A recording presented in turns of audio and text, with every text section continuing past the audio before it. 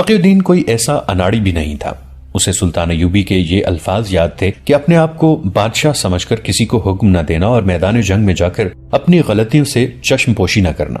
اس نے کمانڈر کی سخت کلامی کو گستاخی نہ سمجھا اور اسی وقت تمام اعلیٰ کمانڈروں کو بلا کر جنگ کی صورتحال اور آئندہ اقدام کے بارے میں بات چیت کی. فیصلہ ہوا کہ چھاپا ماروں کو جوابی کارروائیاں کرنے کے لیے پھیلا دیا جائے.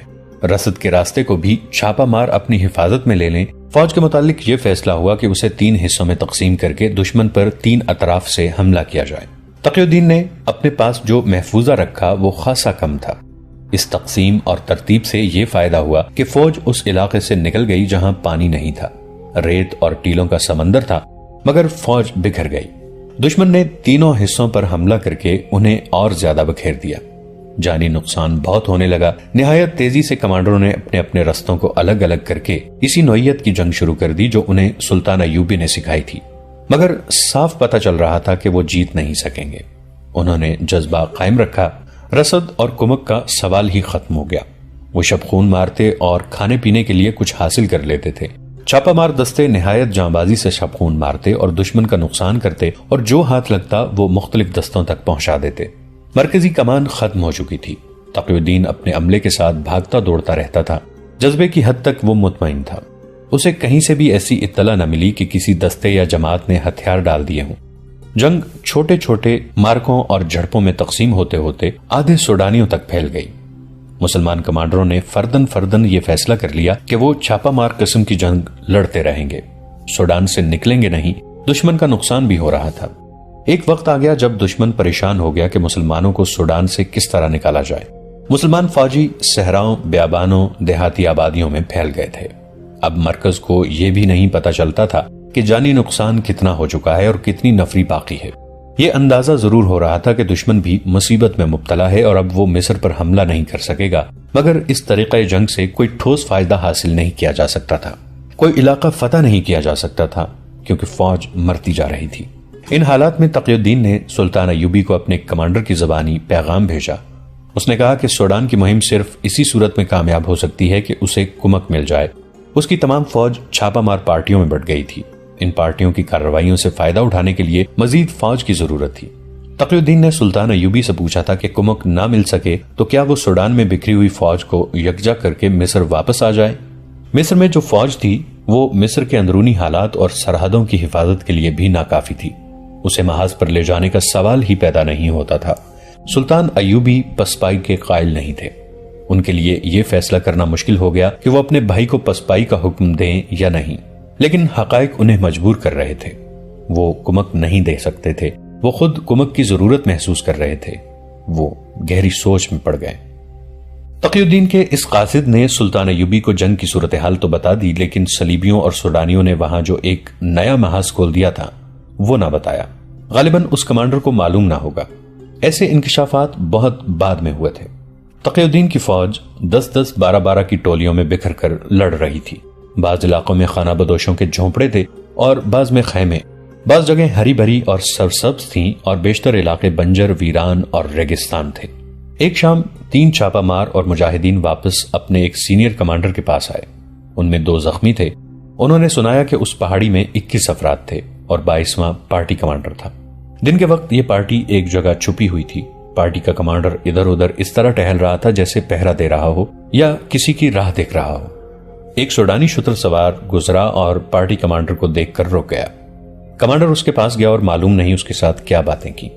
شتر سوار چلا گیا تو پارٹی کمانڈر نے اپنے 21 جانبازوں کو یہ خوشخبری سنائی کہ 2 میل دور ایک گاؤں ہے جہاں مسلمان رہتے ہیں.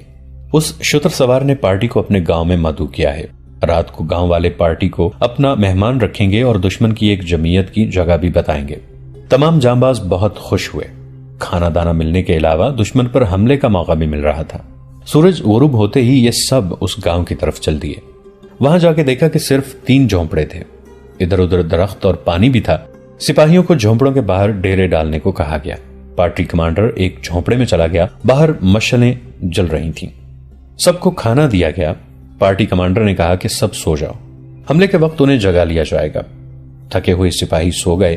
یہ 3 جو واپس آئے ان میں سے ایک سو نہ سکا. اس کی آنکھ کھل گئی. اسے ایک جھونپڑے میں عورتوں کے قہقہوں کی آوازیں سنائی دی. اس نے جھانک کر دیکھا جھونپڑے میں پارٹی کمانڈر 2 نہایت حسین لڑکیوں کے ساتھ ہنس کھیل رہا تھا اور شراب پی رہا تھا۔ لڑکیاں صحرائی لباس میں تھیں لیکن صحرائی لگتی نہیں تھیں۔ اس سپاہی کو باہر کچھ دبی دبی آوازیں سنائی دیں۔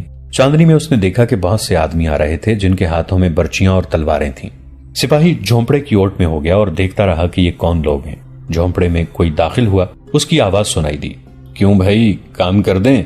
پارٹی کمانڈر نے کہا۔ تم آ گئے؟ سب سوئے ہوئے ہیں، ختم کر دو۔ اور لڑکیوں کے کہکہے سنائی دیے۔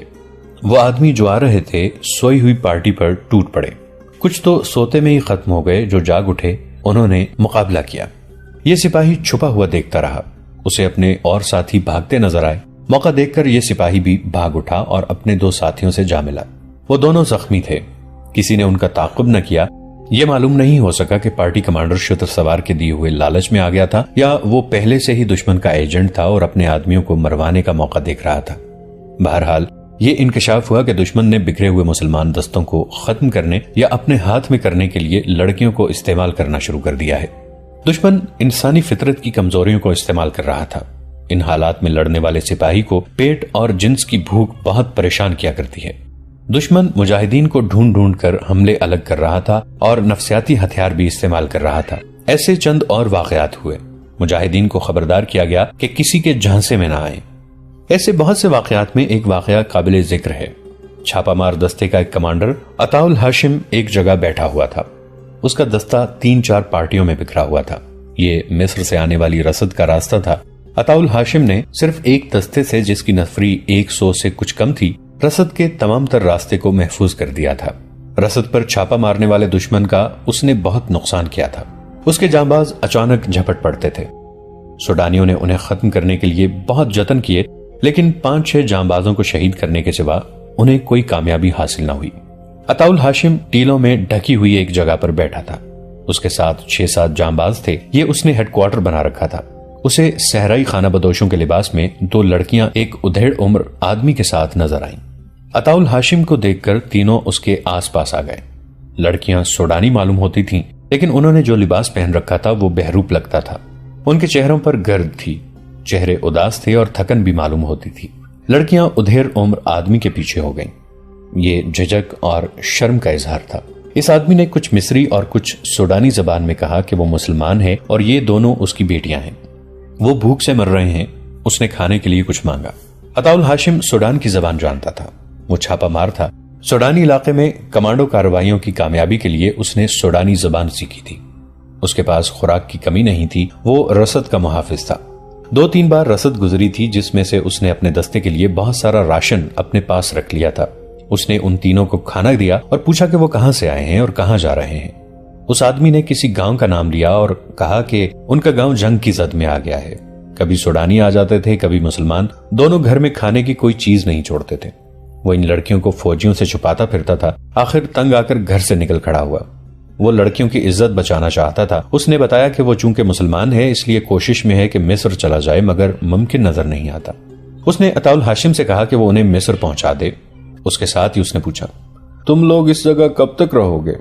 جب تک رہوں گا تم تینوں کو اپنے ساتھ رکھوں گا۔ عطاء الہاشم نے جواب دیا، آپ ان دونوں لڑکیوں کو اپنی پناہ میں لے لیں۔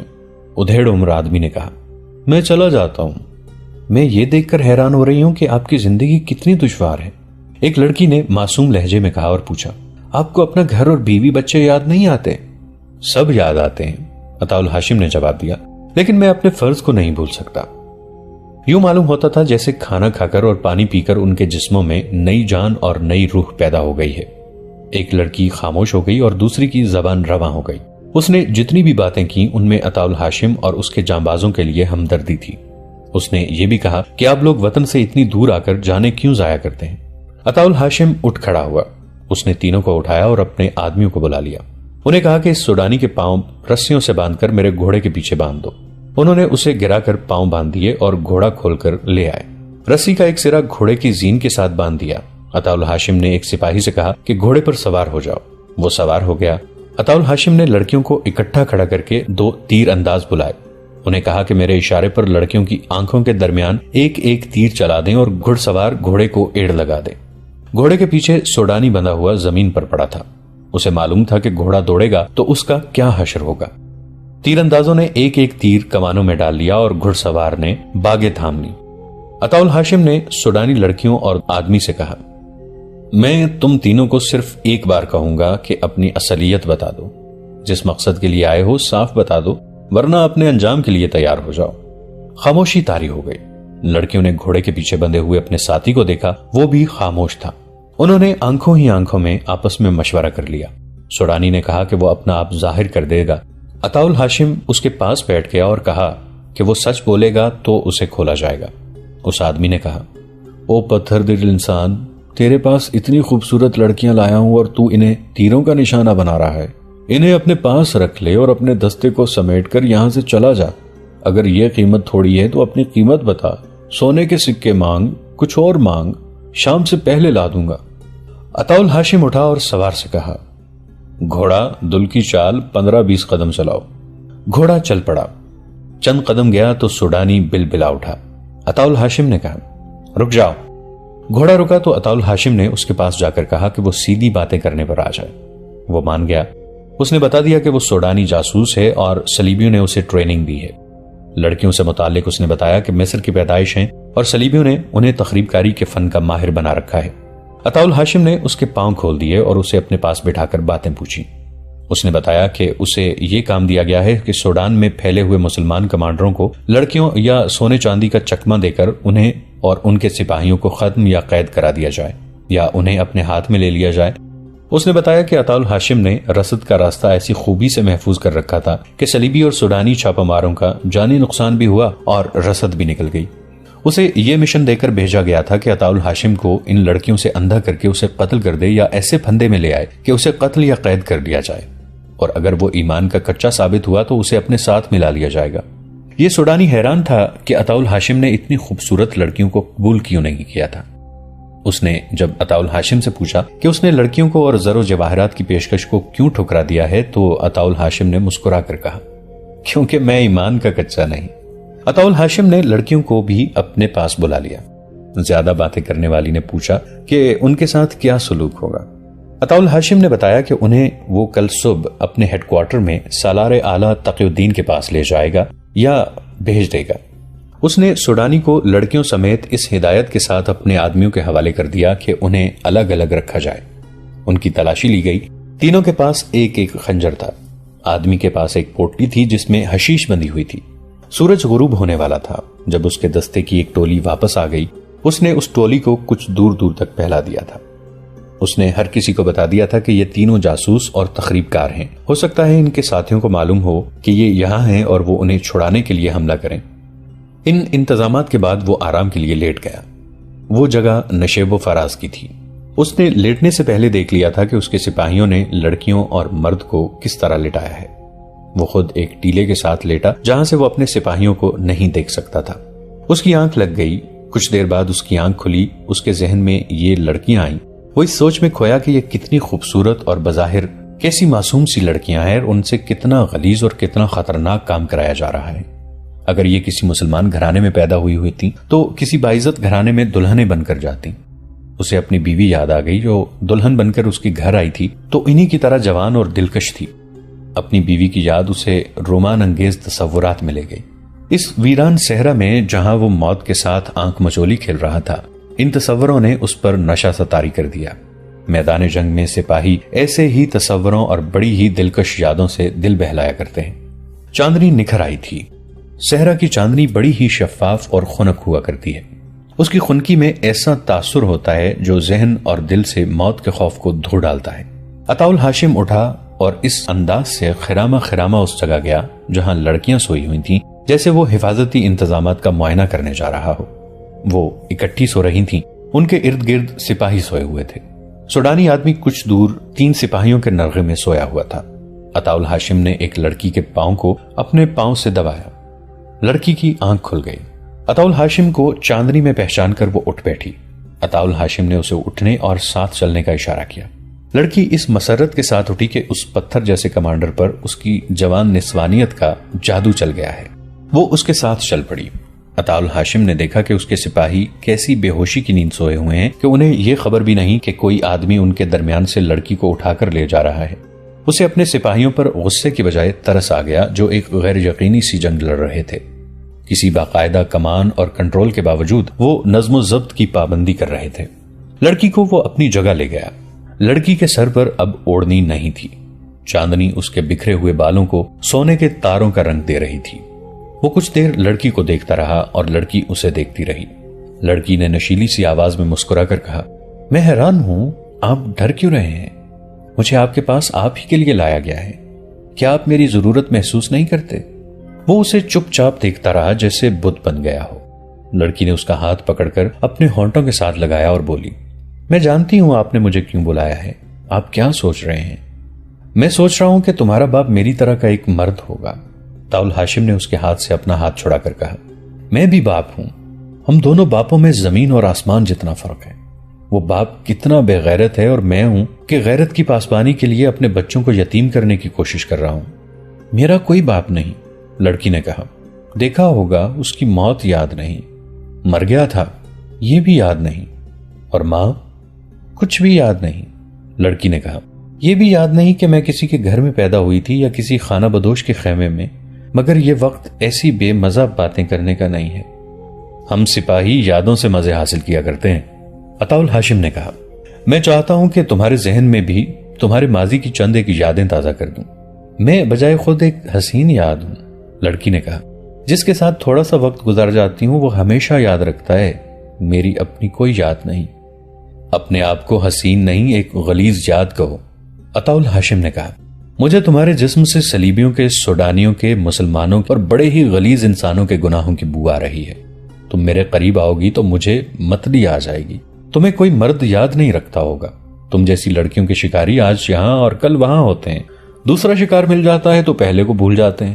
تمہارا یہ حسن چند دنوں کا مہمان ہے، تم میری قید میں ہو۔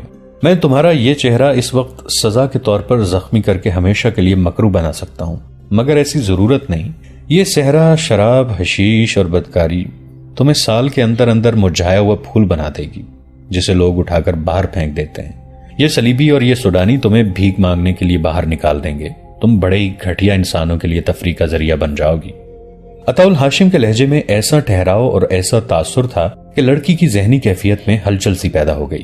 یہ مسلمان کمانڈر کہہ رہا تھا، میری ایک بیٹی ہے جو تم سے 2-3 سال چھوٹی ہوگی۔ اس کی شادی ایک باعزت جوان کے ساتھ ہوگی جو میری طرح کمر سے تلوار لٹکا کر بڑی اچھی نسل کے گھوڑے پر سوار ہوا کرے گا۔ وہ میری طرح میدان جنگ کا شہزادہ ہوگا۔ میری بیٹی دلہن بنے گی، اپنے خاوند کے دل اور اس کے گھر میں راج کرے گی۔ لوگ میری بیٹی کو ایک نظر دیکھنا چاہیں گے مگر دیکھ نہیں سکیں گے۔ میں بھی اس پر فخر کیا کروں گا اور اس کا خاوند اس کے ساتھ اتنی محبت کرے گا کہ وہ بوڑھی ہو جائے گی تو بھی محبت ختم نہیں ہوگی، بڑھے گی۔ تمہیں دیکھنے کے لیے کوئی بھی بےتاب نہیں ہوتا کیونکہ تم ایک ننگا بھید ہو۔ تمہاری عزت کسی کے دل میں نہیں اور کوئی بھی نہیں جو تمہیں محبت کے قابل سمجھے گا۔ آپ میرے ساتھ ایسی باتیں کیوں کر رہے ہیں؟ لڑکی نے ایسی آواز میں پوچھا جو اس کی اپنی نہیں لگتی تھی۔ میں تمہیں یہ بتانا چاہتا ہوں کہ تم جیسی بیٹیاں مقدس ہوتی ہیں، عطاء ہاشم نے جواب دیا۔ ہم مسلمان لوگ بیٹی کو اللہ کا پیغام سمجھتے ہیں۔ اگر تم عصمت اور مذہب کے معنی سمجھ لو تو تم پر اللہ کی رحمت برس جائے گی، مگر تم نہیں سمجھ سکو گی کیونکہ تم اس محبت سے واقف نہیں جو روح کی گہرائیوں تک پہنچا کرتی ہے۔ تم بد نصیب ہو، تم نے مردوں کی ہوس دیکھی ہے، محبت نہیں دیکھی۔ عطاء ہاشم آہستہ آہستہ بولتا رہا۔ اس کے لب و لہجے اور انداز کا اپنا ایک تاثر تھا، لیکن لڑکی اس پر حیران ہو رہی تھی کہ یہ بھی دوسرے مردوں کی طرح مرد ہے، مگر اس نے اس کے حسن کو ذرہ بھر اہمیت نہیں دی۔ عطاء ہاشم جذباتی لحاظ سے پتھر بھی نہیں تھا، وہ تو سر تا پا جذبات میں ڈوبا ہوا تھا۔ لڑکی نے بےتاب سا ہو کر کہا، آپ کی باتوں میں ایسا نشہ اور خمار ہے جو میں نے شراب اور حشیش میں نہیں پایا۔ مجھے آپ کی کوئی بھی بات سمجھ نہیں آ رہی، لیکن ہر ایک بات دل میں اترتی جا رہی ہے۔ لڑکی ذہین تھی، اس قسم کی تقریب کاری کے لیے ذہین ہونا لازمی تھا۔ مردوں کو انگلیوں پر نچانے کی اسے بچپن سے ٹریننگ دی گئی تھی، مگر اس مرد نے اس ناگن کا زہر مار دیا۔ اس نے عطاء ہاشم سے بہت سی باتیں پوچھی جن میں کچھ مذہب سے تعلق رکھتی تھی۔ اس کے لہجے اور انداز میں اب پیشہ ورانہ اداکاری نہیں رہی تھی، وہ اپنے قدرتی رنگ میں باتیں کر رہی تھی۔ اس نے پوچھا، مجھے آپ لوگ کیا سزا دیں گے؟ میں تمہیں کوئی سزا نہیں دے سکتا، عطاء ہاشم نے کہا، کل صبح تمہیں اپنے سالار اعلیٰ کے حوالے کر دوں گا، وہ میرے ساتھ کیا سلوک کرے گا جو ہمارے قانون میں لکھا ہے۔ آپ مجھ سے نفرت کرتے ہیں؟ نہیں، میں نے سنا ہے کہ مسلمان ایک سے زیادہ بیویاں رکھتے ہیں۔ لڑکی نے کہا، اگر آپ مجھے اپنی بیوی بنا لیں تو میں آپ کا مذہب قبول کر کے ساری عمر آپ کی خدمت کروں گی۔ میں تمہیں بیٹی بنا سکتا ہوں، بیوی نہیں۔ عطاء ہاشم نے کہا، کیونکہ تم میرے ہاتھوں میں مجبور ہو، تم میری پناہ میں بھی ہو اور میری قید میں بھی۔ دوستو، آج کے لیے اتنا ہی۔ اسی کہانی کی اگلی قسط کے ساتھ بہت جلد حاضر ہوں گے۔ نیچے کامنٹ سیکشن میں اپنی رائے کا اظہار ضرور کیجیے گا۔ ہمارے اس چینل کو سبسکرائب کر کے نیچے موجود بیل آئیکن کو بھی ضرور کلک کیجیے گا۔ اگلی ملاقات تک کے لیے ہمارا اور آپ کا اللہ نگہبان۔